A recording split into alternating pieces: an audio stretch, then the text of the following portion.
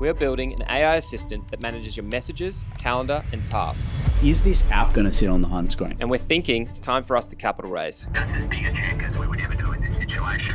It's significant for us. In this video, we've literally put a camera in the room while we pitch to investors. Fuck. You're going to watch the investors challenge us and how we take that feedback and sharpen our pitch. Roast our pitch. Definitely got a bit of fuck you energy. Now everyone keeps asking, why the hell would you capital raise when you just sold a business for 180 mil? We've got the money to fund this ourselves. So let's find out. I need it. I need this, I'm like spite-fueled rage. I think the only version of this where we regret raising capital is we partner with someone that's not right for us. It's funny, everyone always asks us, why don't we just fund this ourselves? And we can if we want to. But really what we want to do is bring in the right strategic investors to help us unlock things that we couldn't unlock on our own. One of them obviously being going international. So there is a world where making this decision to raise capital, we're trading off things like autonomy and our ability to do whatever we want as founders. And that ultimately means there's a world where we could regret this decision. This though? Yeah, I think so. Okay. Kind of like you're Yeah, super casual. The reason we're entertaining raising capital right now, before we have a product out in the market, it's really about focus. Every time you go through this journey, like we're definitely experiencing, it takes time and energy away from doing the actual thing. So cap raising for us is less about the money and more about getting an investor on our side that will help us with a couple of things. One is finding and attracting really great talent. The second one is The strategic nature. Who you choose to raise your capital from can often determine where you as a business can go. so if we can get an investor in here that can help us expand internationally. And we want to play on a global scale. So that would look like the next capital raise would be in America. Let's go back to when Jark and I were having lunch. We first started talking about the capital raise.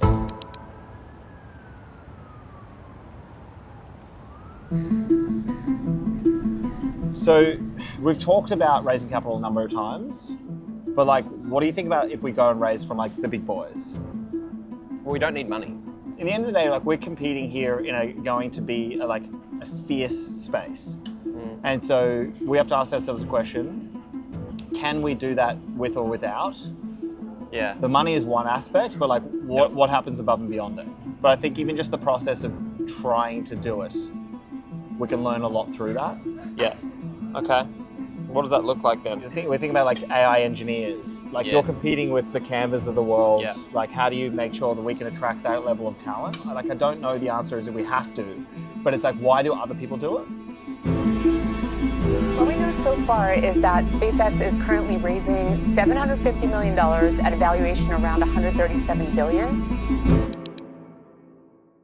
So I've just been sitting here working on the pitch deck for Kinso for the capital raise. It's really interesting because the last time we bootstrapped, kind of skipped this part of the learnings. And I know how important it is because we're going in here blank. Like, yeah, we have some credibility from the last business, but people want to see the product and the conviction we have. From what I'm seeing, the importance of the pitch is really like refining and getting better at the communication. Like, how are you talking to this exact problem and why is it our right to play? Like, we're in the kill zone here, we know it, like who we're competing against.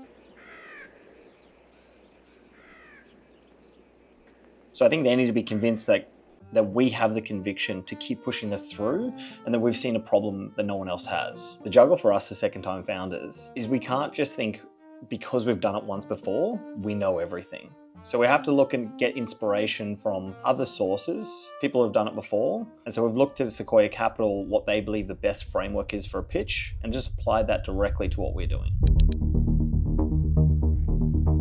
Okay. Cool, guys. All right, what's happening? Did you get an opportunity to see that YouTube video? No.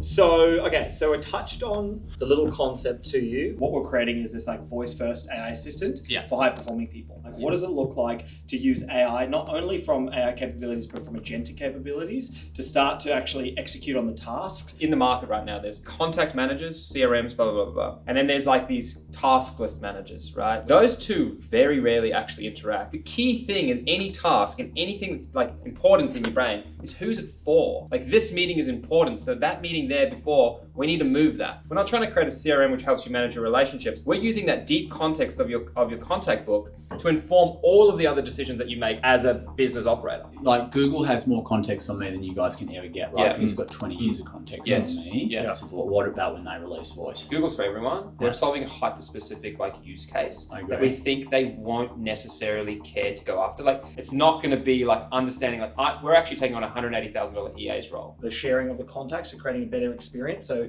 you would know this more than anybody. It's like, oh, do you know anybody in tech and blah? And you're like, right. I have literally never had an answer to that question because every time somebody asks you, like, no, can't, nothing's coming. That's right. So in the app, you'll just type in tech and blah. Because we've got all the public information, here are the people, and you just go click, click, share.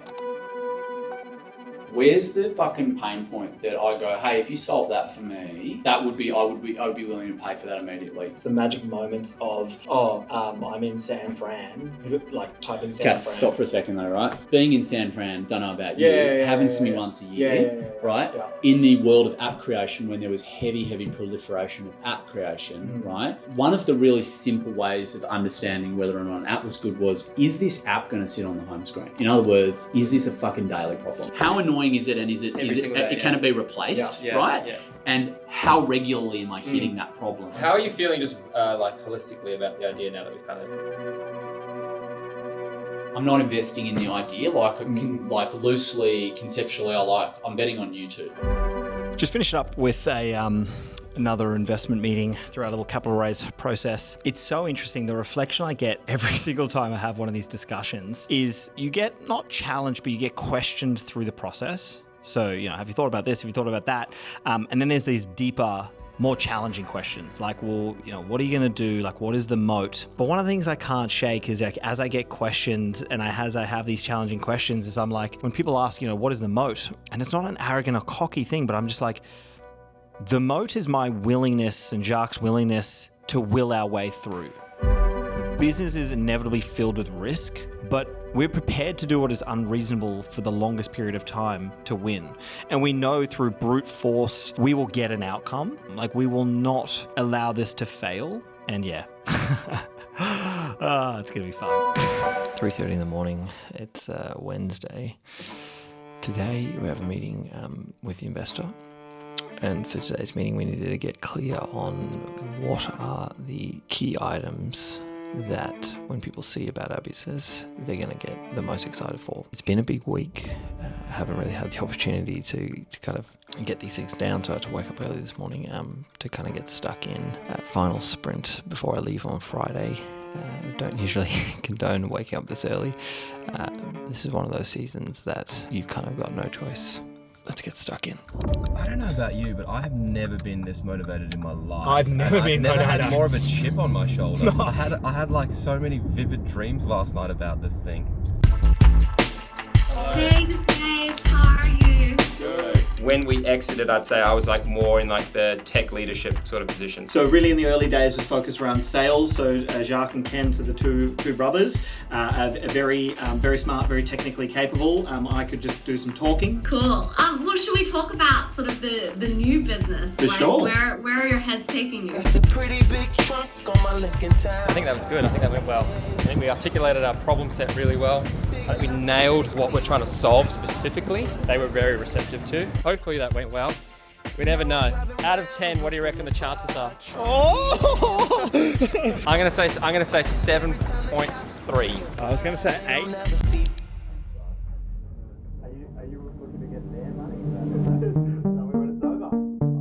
This is the problem set we have right now. It's like these two worlds, but this world of scheduling, emailing, messaging, all of that should be informed by the contact, and none of it is. You should always communicate with the same formulation and context. So drowning in digital noise, like, okay, that's a problem that I'm having. Relationship value is not a problem that I'm having. What does it look like to basically strip out most of the UI and just interface with AI? It's not that the depth of the UI is a problem, it's that UI is slow. So this is kind of where our thinking's at, like get people into this, use the base, which is you're enriching data, everything's going good, you've got some things that are suggested, you should do this, instead of I have done this, or here I've got this drafted. Where this thing's gonna really crush it is when you start taking action. I'm going to touch on this one, and it was inspired by your message on the weekend.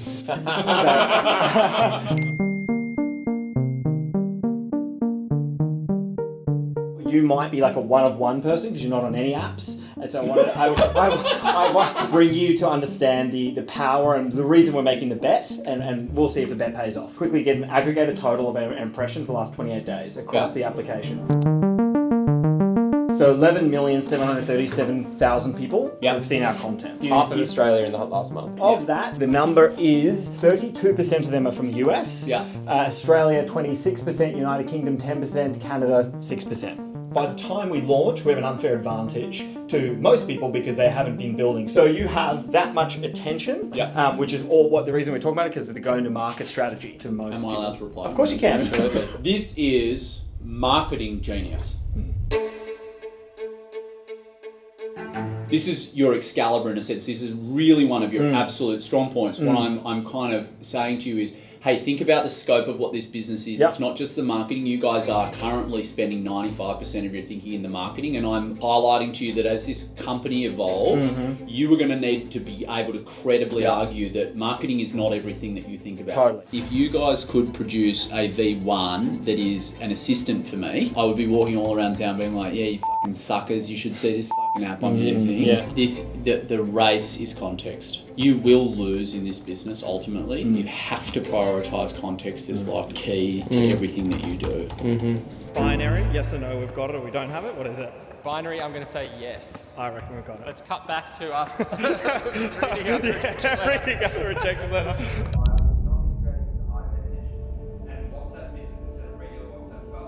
We'd like to get a better sense of the technical talent you hire and the way you build product. I'm really bummed we're not investing in this round, but I hope we can make it work next time. Are we raising at a point that doesn't make sense because we need to show you what we're building? Why did we set out to do this? The question was, we don't want money. How are you feeling? You seem a bit bummed. No, I'm just trying to think about it like properly, like what's best for us. Like, are you concerned at all by these people flagging things around the product? I'm always concerned about that, like obviously. But I don't know how founders can go through a process of raising capital and get a bunch of no's and still want to do it. It's actually the most amazing thing. I hope to be proved wrong, but I don't believe in it. Where this one's very much like really trying their absolute best to stay in our corner. What else do you fucking want? I don't know. I need it. I need this. I'm like spite-fueled rage. Give me that. Give me as much of this as we can. I'm screenshotting that. I'm printing it out. I'm putting it on my wall. I was just gonna say, to be honest with you, we got a bit of fuck you energy. Like we got a bit of fuel in the tank. I've never felt more energized. It's actually also my responsibility to say to you that you've got to be a cool, calm cucumber in this and be hard-nosed. It's annoying to be told no, and it's good that it fuels your fire, but you just need to bury it. So we're 3 rejections down. It's gotten to that point where I think if I told you I was fully confident that we're going to get this investment, I'd be lying. Yeah, we're expecting our final answer hopefully later today. So I assume now is indeed a very good time. What we want to do is give you $1 million. Cool. Okay? And just to put in context, that's as big a check as we would ever do in this situation. The investors that you get now are people that you need to have, who you need to like and want to talk to and have a relationship with over many years. Yes. Who's going to be your counterpart?